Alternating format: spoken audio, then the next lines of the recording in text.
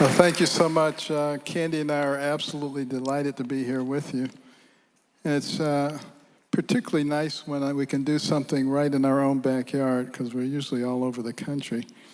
But, I've given over 100 graduation speeches.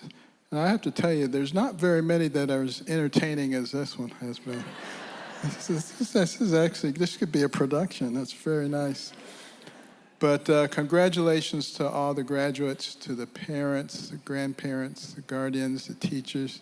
This is a momentous occasion because you're actually going, basically from childhood to adulthood, making your own decisions at this point. And people are always saying that everything is always the same, nothing has really changed. It's not true. You guys are up against some pretty awful stuff going on out there. It's much worse than it was, more than 50 years ago when I graduated from high school.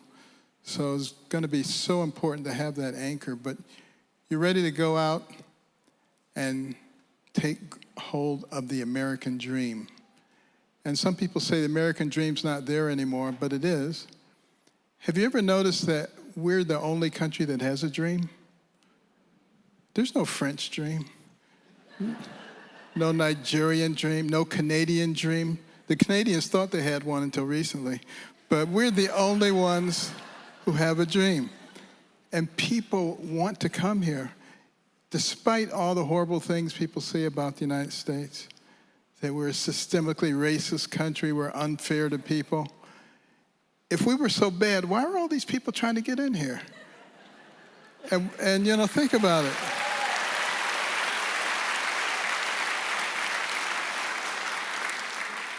And when they got here, wouldn't they call all their friends and relatives and say, don't come here, this is a horrible place? This is obviously not what's going on. But my American dream was to be a doctor.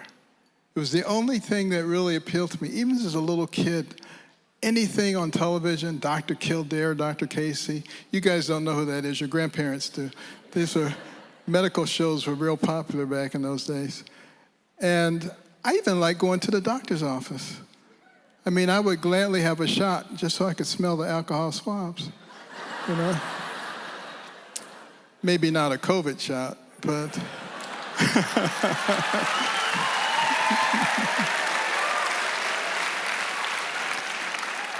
But there was one big problem with me realizing my dream. It meant to become a doctor, you had to get into medical school. And I was a terrible student. I was probably the worst student you ever saw. And the kids just teased me mercilessly, called me dummy and all kinds of names. But I must admit that I did admire the smart kids, secretly. I didn't tell them I admired. There was this one kid, he was the smartest kid, his name was Steve. And he wanted to make sure you knew he was the smartest kid too. He would always come up to you after a test and hold his A in your face. You guys know anybody like that?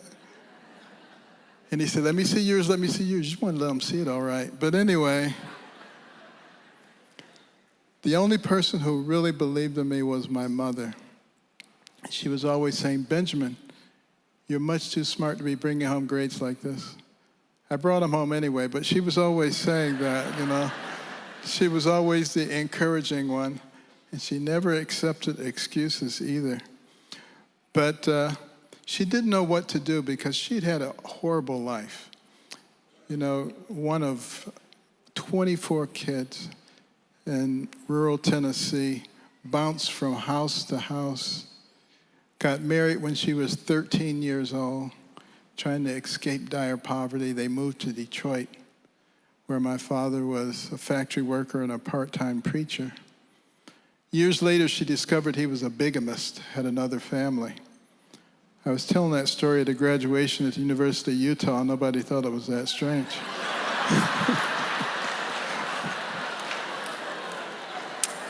Now, of course, they don't do that anymore.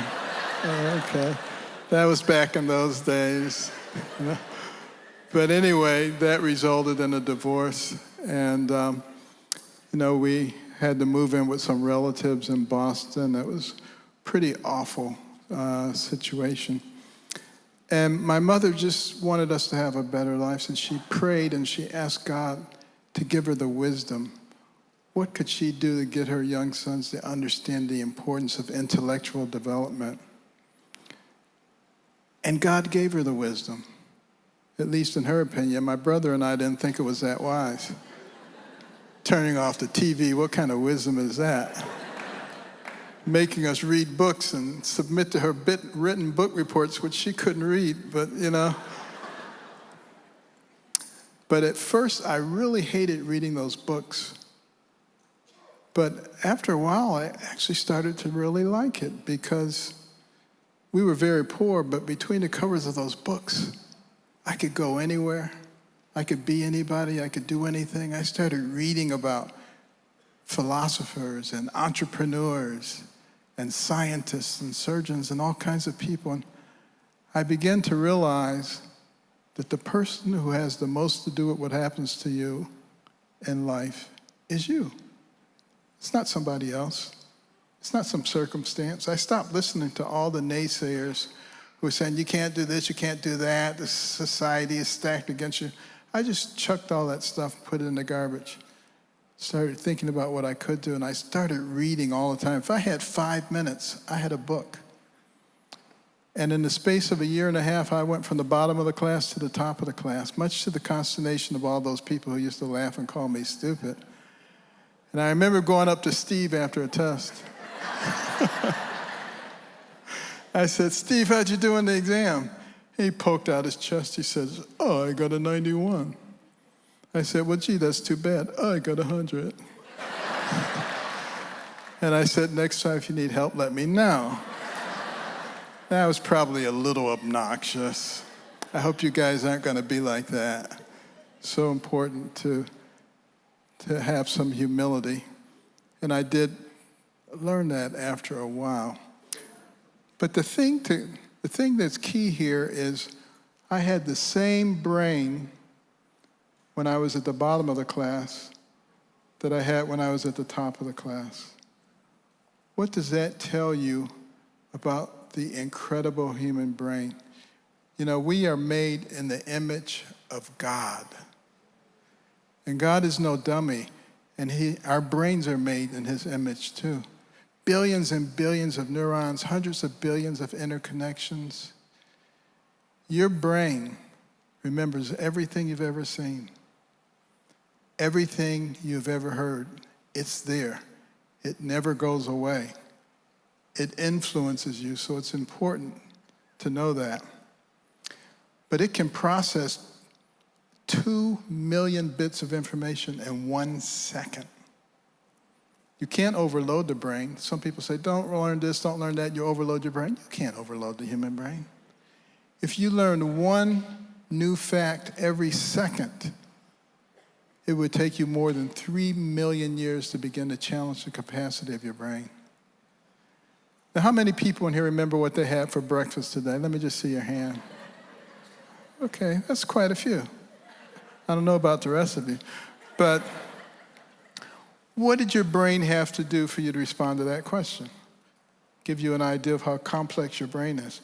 First of all, the sound waves have to leave my lips, travel to the ear, enter your external auditory meatus, travel down to your tympanic membrane, set up a vibratory force, which traveled across the ossicles of the middle ear to the oval and round window, set up a vibratory force in the endolymph, which mechanically distorted the microcilia, converting mechanical energy to electrical energy, which traveled across the cochlear nerve to the cochlear nucleus at the pontomedullary junction, from there to the superior olivary nucleus, ascending bilaterally up the brainstem to the lateral meniscus and inferior.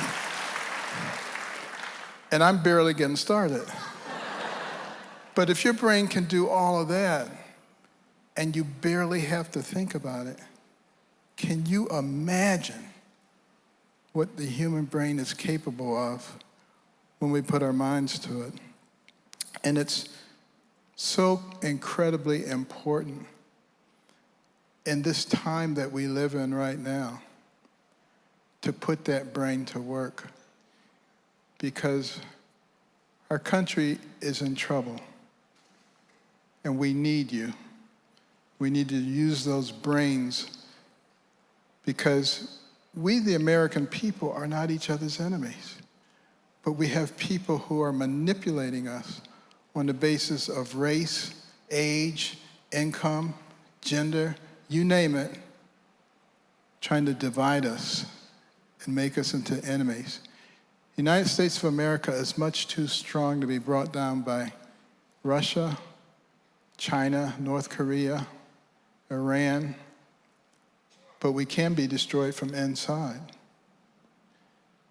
Jesus said it best, a house divided against itself cannot stand. Repeated by Abraham Lincoln. We have to be smart enough to be able to resist that and learn how to talk to people. And what a difference that will make for us as a nation in the long run. Well, fast forward, and there I am at age 33, chief of pediatric neurosurgery at Johns Hopkins. Things have gone very well. And I was thinking I was a pretty smart guy. I was saying, well, you know, you came out of Detroit, went to Yale, University of Michigan, Johns Hopkins. You're chief of pediatric neurosurgery. I said, you are a bad dude. That's what I was thinking. You know? And then along comes this little boy from Georgia. Child prodigy at age 2, already saying Bible verses. But at age 4, he started losing all of his function. He could no longer walk. Had a difficult time talking. Couldn't handle his secretions. Eyes were looking in different directions. He was diagnosed with a malignant brainstem tumor. And the parents were people of means, so they took him all over the place to get opinions. Everybody told him the same thing. It's a malignant brainstem tumor. Nothing can be done. Take him home, keep him comfortable until he dies. They ended up at Johns Hopkins. I saw him roll into the ward, barely moving, barely breathing, foaming at the mouth, eyes looking in different directions. I'm thinking, what am I supposed to do here? And I looked at the CAT scan, this horrible looking brainstem tumor, and the parent said, Doctor, the Lord directed us here because we would find a Christian neurosurgeon. And through that person, the Lord was going to heal our son. I said, I'm sorry, but this is a malignant brainstem tumor. There's nothing I or anybody in the world can do about this. It's an inoperable brainstem tumor. They said, but doctor, the Lord. I said, I'll tell you what, MRIs were brand new at that time. I said, let's do an MRI. Maybe it'll show us something that the CAT scan doesn't show. We did an MRI. All the neuroradiologists looked at it. They concluded it was malignant brainstem tumor, nothing to be done. I told the parents. They said, but doctor, the Lord. I said, once in 1,000 times the scans are wrong, and it could be a big inflammatory reaction that looks like a malignancy, so I'll do a biopsy. Oh, thank you, doctor, thank you. And I went in, opened him up, went down to the brainstem area. There was a grayish red tumor. I took a frozen section. It came back high-grade glioma, a very malignant tumor. I took out as much as I dared, closed them up, went out and talked to the parents, and I said, I'm sorry, but it looks like it is what we thought it was going to be. And, you know, only the Lord knows how long someone is supposed to be here and what their function is, and we'll understand it better by and by, you know, all the things we tell people. And as I walked away, they said, thank you, doctor, but the Lord is going to heal our son. I was thinking, I have never seen people with that kind of faith in my life, fully expecting over the next days that that boy would deteriorate and die. But instead, his eyes started looking in the same direction. He started handling his secretions. I said, what's going on here? Let's do another MRI. We did, and there was still a big, ugly tumor. But way off in the corner, there was a little ribbon of tissue. And I said, is it possible that this was not in the brainstem, but was actually crushing and displacing the brainstem? And I said, maybe we should go back in.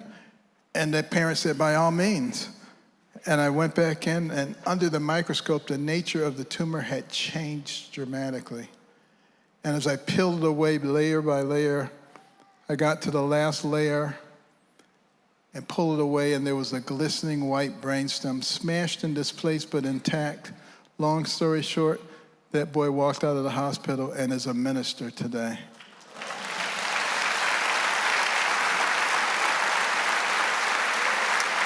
But one of the oncologists came to me. He said, Ben, I've always been an atheist, but I'm a believer now. But it wasn't for him. It was for me. Because you see, I thought I was doing all this stuff. After that, I realized that it was him. It was God who was doing it. And I said, Lord, from now on, you be the neurosurgeon, and I'll be the hands. That's where the term gifted hands came from, because it was a gift from God to be able to do things. And God has gifted each one of you. He has something for you to do. And the key thing is to recognize that he is in control, and never to get discouraged, never to get down, never to think someone else is going to take over, because it's only going to go according to the way that he allows it to go. Trust in the Lord with all your heart. Lean not to your own understanding. In all your ways acknowledge him, and he will direct your paths. And he will. And it doesn't matter what area you go into. You know, later on when I went into the political field, I was told in the beginning, you need to stop all this God stuff. I said, no way. God is with me. I will always talk about God no matter where I am.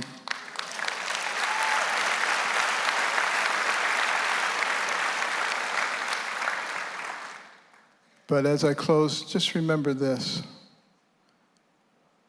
Fort McHenry, the Star Spangled Banner. You know that story? Francis Scott Key was on the ship, and the British had come into Chesapeake Harbor, and they were going to take down Fort McHenry and the flag because we wouldn't lower the flag. And General Armistead said, I don't care what you do, we're not giving up. And all night long, they were bombarded with rockets and bombs. And Francis Scott Key feared for his nascent nation. And in the dawn, as the smoke cleared, he saw the most beautiful thing he'd ever seen. The torn and tattered flag of the United States of America still waving. Never give up. That is the key that I say to you today. God bless you, and Godspeed.